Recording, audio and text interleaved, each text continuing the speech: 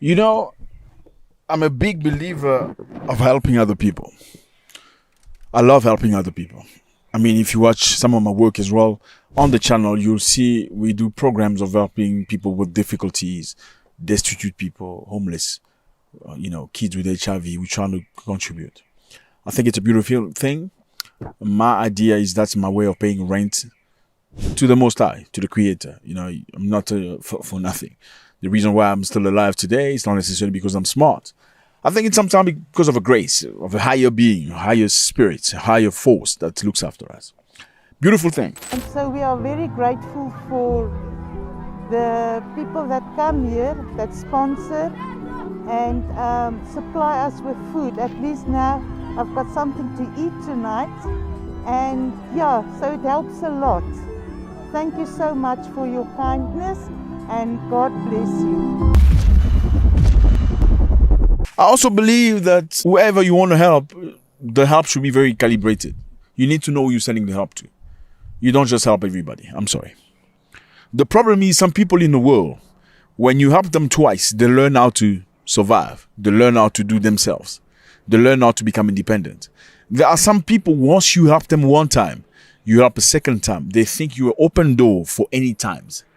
So whenever they have difficulties, whenever they have a situation, the first person they think about is you. Now, there's nothing wrong with that if you're Bill Gates, okay? If you've got a lot of money and stuff, okay? And number two, there's something wrong with that because then you disable that person from getting the ability to look for themselves. What's up, everybody? I hope you're doing good. It's a beautiful day. Thank you very much for stopping by. You are very much appreciated. My name is Zack. Your first time here, you are very welcome. Please click on the button, subscribe. I'm sure you're going to love it. I mean, you're going to love here. No doubt about that. You're going to love it. Okay? No doubt. This is family. You are my brother from another mother, and I want you here. Okay? Let's make this much bigger. Great. Let's continue. Some people, you help them, you actually disable them. They become unable to help themselves. I don't know if it's never happened to you in the past. You're into a very difficult situation, in a predicament. And what happened next is you don't know what to do. You feel like you want to cry about it. Or maybe you cry about it because somebody dropped you, because, something you expected never really came across the way you expected it. You waited for money, it didn't come across, didn't get it. What do? You lose a job. You found a way to make things happen. Right? You hear, right? You have found a way to make it happen. You have found a way. That's what being left alone does to you. Sometimes you don't help people. When you're not helping somebody, you're actually helping them. You're enabling them to find solutions for themselves.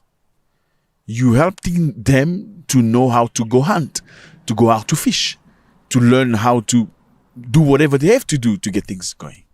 And I think that is beautiful. Now, we are here, fellas, in Senegal. Here's Senegal. On a map. Beautiful place, lovely people, amazing culture. I suggest you go have a look at Senegal. They have a wrestling culture. You're definitely going to love it. It's amazing. Senegal have the best jollof. You heard of jollof, right? They say Nigerian jollof against Ghanaian jollof. Guess what? Jollof came from Senegal. They don't even call it jollof. It's the best thing ever. Go try it. Now, in Senegal, the president has said something very interesting. The president is calling his people to stand up since Donald Trump has come up with an idea of blocking aid. We all heard about that, right? Donald Trump said no more aid for Africa for the next 3 months. The United States has been ripped off by virtually every country in the world. We have deficits with almost every country. Not every country, but almost. And we're going to change it. It's been unfair. That's why we owe $36 trillion. We have deficits with everybody. We help everybody. We've been helping everybody for years. And to be honest, I don't think they appreciate it. So we're going to change that. We're going to change it fast. We're going to make America great again. We have to focus on our country. No more aid for you. What are you going to do? And it's very shocking to see how people have struggled. People are currently struggling to find alternatives beside the aid they used to receive from America. The Senegalese Prime Minister Ousmane Sonko spoke on Monday regarding the impact of cessation of development aid from Trump administration. Donald Trump blocked a project in Senegal worth more than 313 billion CFA franc. 316 billion CFA franc is approximately $500 million. So Trump blocked a project from Senegal and many other countries. And the Prime Minister is saying, you know what? We need to let this go. The Prime Minister stressed that this situation highlights the vulnerability of African countries to fluctuation in international aid policy.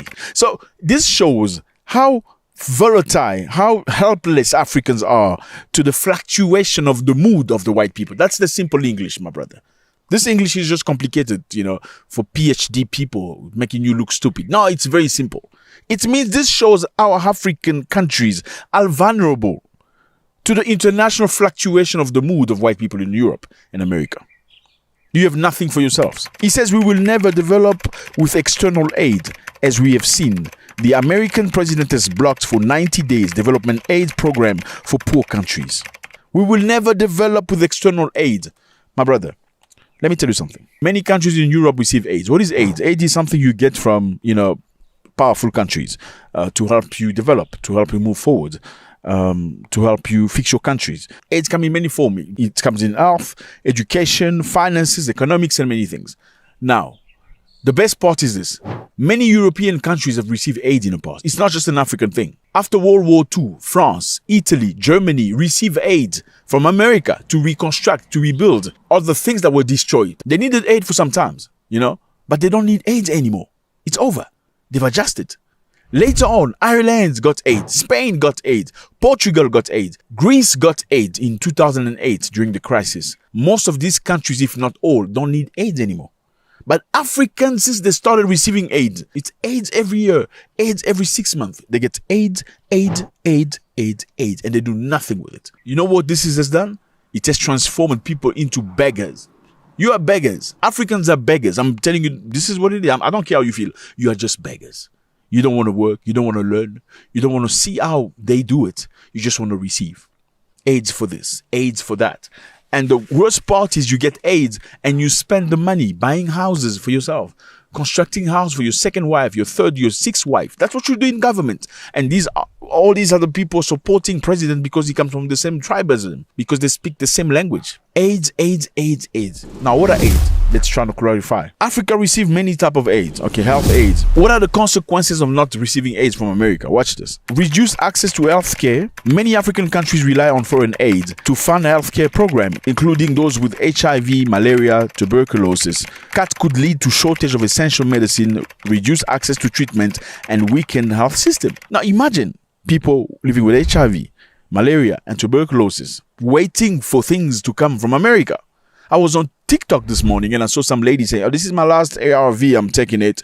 Well, I don't know what's going to happen. It's crazy. You don't make your own ARVs. You have to wait for somebody from America to send you ARVs and you call it some fancy name, AIDS. You don't have tablet for tuberculosis. What have you been doing, Africa? What have you been doing? What have you been doing? Independence was in 1960. You've been independent for many years, almost 100 years now. Yes, almost 100 years. What have you been doing? You need America to send you tablets for your HIV? Is America there when you're busy doing your things? No, there's aids for education. They give you money for building schools, training teachers, providing educational material. And CAT could limit access to education, and particularly for girls and children in rural areas. What have you been doing, Africa? What have you been doing? You've been waiting for America to educate your children? The same people you say they colonized or whatever, they want to dominate you, you expect them to do you good like that? You need to stand on your own ground. You need to make sense. I don't understand.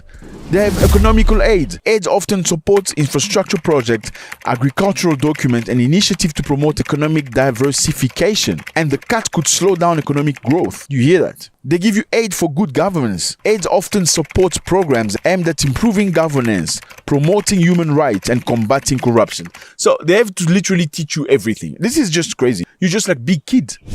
Food security. So there's aid for food to combat malnutrition.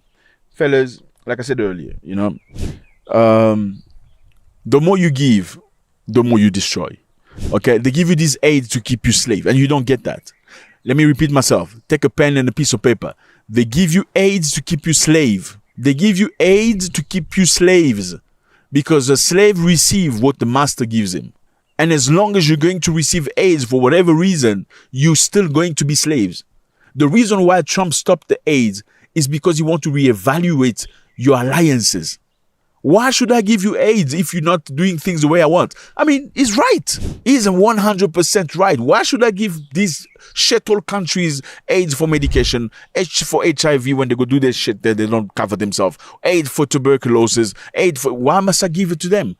Because when I asked them to condemn Russia, they're not doing that. When I asked them to vote Russia out, they're not doing that. When I want interest of America, they're not doing that. But they want aid from me?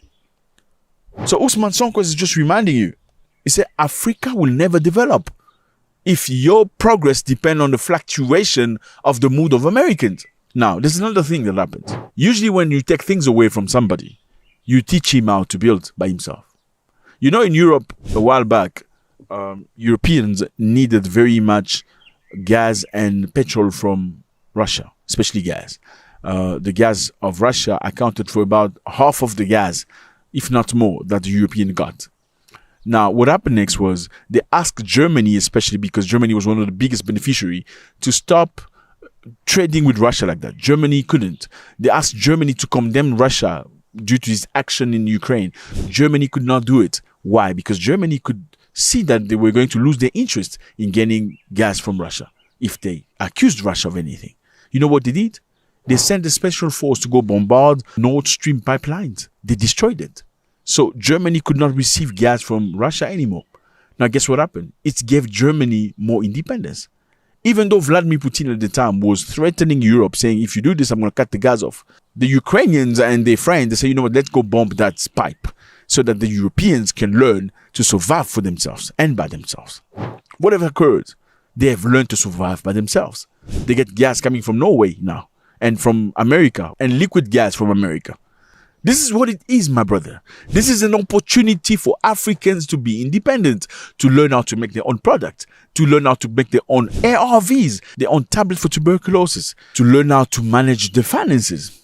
Because let me put it this way for you. I mean, if I know I'm going to receive AIDS, all I need to do is spend your money, spend the money you send me. How about I spend the money you send me for AIDS? You sent me money to build schools. I'm going to take half of it and spend it on my wives and my friends, on my people, my tribe. How about that? You're going to send more aid. Well, if you're using somebody else's money, you're not going to do things appropriately. It's like when you drive somebody's car, you don't look at the potholes. You just drive. But when you drive your own car, you're very careful. Same for the money. When you use your own money, you're thinking, I'm not spending all my money. This is my money. I worked hard for it. It's the same thing. If you use other people's money for infrastructure, for whatever, you spend half of it in corruption. But if you're using the money of the people, the money you've produced in your land, it helps you manage things better. I think Africans should stop being children.